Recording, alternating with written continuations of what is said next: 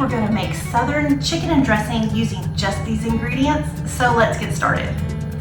Now, chicken and dressing is a quintessential Southern comfort food, and it's a top recipe on the site no matter what the season is, not just during the holidays.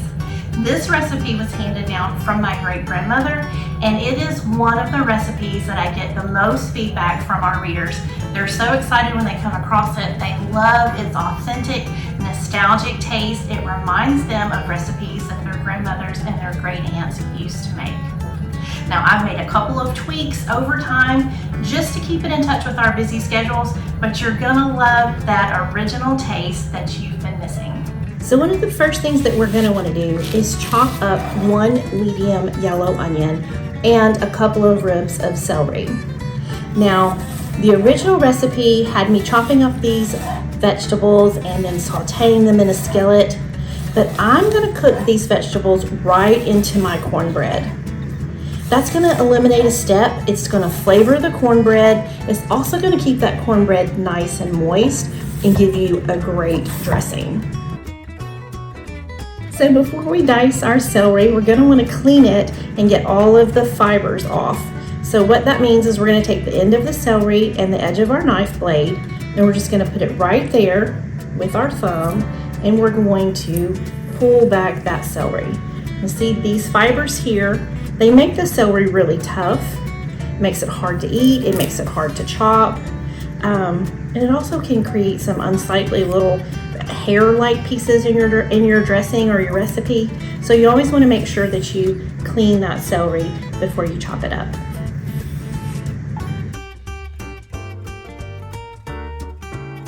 Okay, so we've chopped our celery and onion and we're ready to make that cornbread for our dressing. Now, I'm using a cornbread mix. It's a great shortcut. You can use a homemade cornbread, from scratch cornbread if you want to, but a mix is a great option for speeding up the process as long as it doesn't have sugar in it. You don't want to have cornbread with sugar or a sweet cornbread for your dressing. Chicken and dressing is a nice savory dish and there's no room for sugar. All right, so we're just going to add a 1/4 cup of oil, 2 lightly beaten eggs, and a 1.5 cups of milk or buttermilk. Either one works. I love that buttermilk because it gives it a nice, rich, homemade flavor. So even if your mix calls for a water or if it calls just for regular milk, go ahead and add the buttermilk in. You'll like the way it tastes. So like we said earlier, we're going to add our vegetables right into our cornbread mix. I'm sure I've got some escapees here and there. We'll get those in later. But we're going to add these right into the mix. We're going to bake it right into the cornbread. One of the biggest tips I can give you about making cornbread is that you want to preheat your skillet. Now I've got about 2 tablespoons of oil already in the skillet, and it's nice and hot. And I'm just going to swirl that skillet a little bit until it's nice and coated all along the bottom with our oil. And then when it's nice and coated, you come along with your cornbread batter. Now this holds true whether you're making chicken and dressing or if you're making just regular cornbread. This is what you always want to do. So listen to that sizzle when the batter hits the pan. That's when you know that you've done it right, because that batter hits that hot oil and immediately that crust on the bottom of the cornbread begins to cook. And that's what you want. You want a nice crisp crust on your cornbread.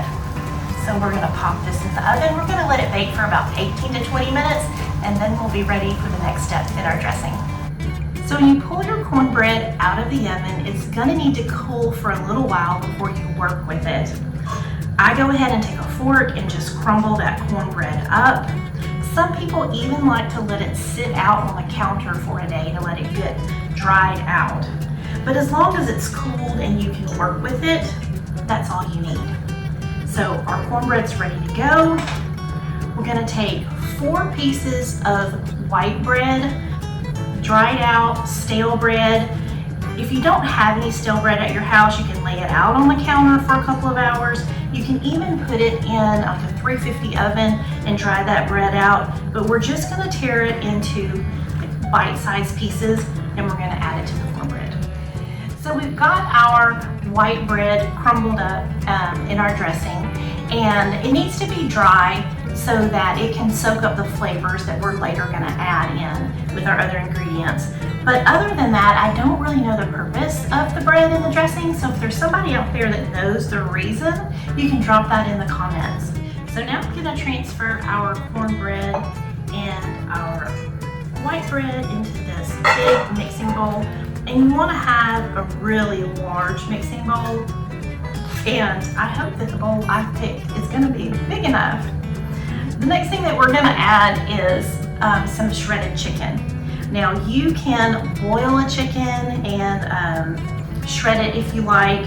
I'm using a rotisserie chicken because again, it's making that process shorter. And I'm gonna use both the light and the dark meat. That dark meat adds extra flavor that you're not gonna wanna miss in your dressing. So I'm gonna toss it a little bit and then I'm gonna add the rest of the chicken. We're gonna add our seasonings into our dressing, and we've got 2 teaspoons of salt, a half a teaspoon of ground black pepper, and then 2 teaspoons of poultry seasoning. Now your poultry seasoning's already got your sage in it, and that's important in your dressing. All dressing needs to have some sage in it, but this is a seasoning blend. It's got rosemary, thyme, marjoram, and other spices. But it does have just that right amount of sage that we're gonna want. And we're gonna mix this up. Now, I've gotta be honest, your best tools for mixing your dressing is gonna be your hands. If you don't like the way that feels, use some plastic kitchen gloves. I don't really mind it, so I'm just gonna get in there, and my hands are clean, and I'm just gonna mix it together. Now we're ready to add the wet ingredients to this dressing.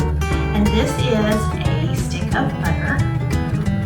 And yes, that does seem like a lot of butter, but you're not gonna eat the whole pan of dressing by yourself, so the amount of butter you personally are gonna consume is not gonna be that much. So we've got a stick of butter. We're gonna do a cup and a half of our chicken broth. Now this is 2 cups because we're gonna use a little of that broth later on. So we're just gonna add that cup and a half right now. And then we have 6 eggs. So I'm gonna go ahead and I'm gonna beat those eggs lightly before I add them to the dressing.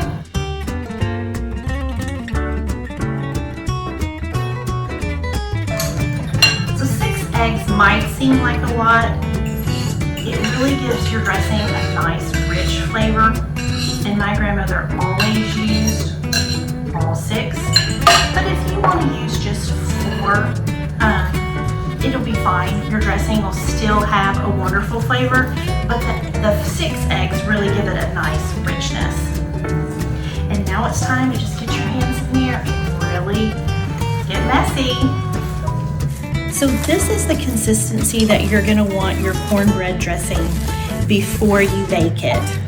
So what we've done is we've essentially made a pan of cornbread and then mixed it with other ingredients and broken it down to almost create a batter again. So we've got that nice and mixed up in the consistency that we want it so that it looks like a batter again. We're gonna just spoon this dressing right into a 5-quart casserole dish or into a 9x13 that's been lightly greased. So we just get it all in there and then we're gonna smooth it out.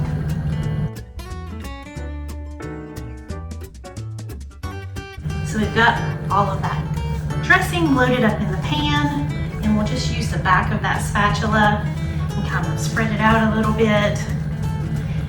It doesn't have to be completely smooth, but you do want it even in the pan so that it bakes up nicely. And then we've got the rest of that chicken broth that we left out, and we're just gonna pour it over the top of that dressing. And now we're ready to pop it into the oven for about 20 minutes.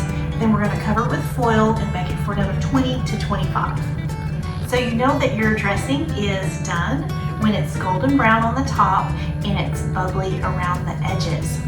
So you can take it out of the oven and you can either serve it then, or you can put it in the refrigerator covered and serve it the next day. You can even freeze it. For instructions about how to make it ahead of time or how to freeze it, make sure that you visit the full recipe on southerndiscourse.com. So this is a great comfort food side dish for any season of the year.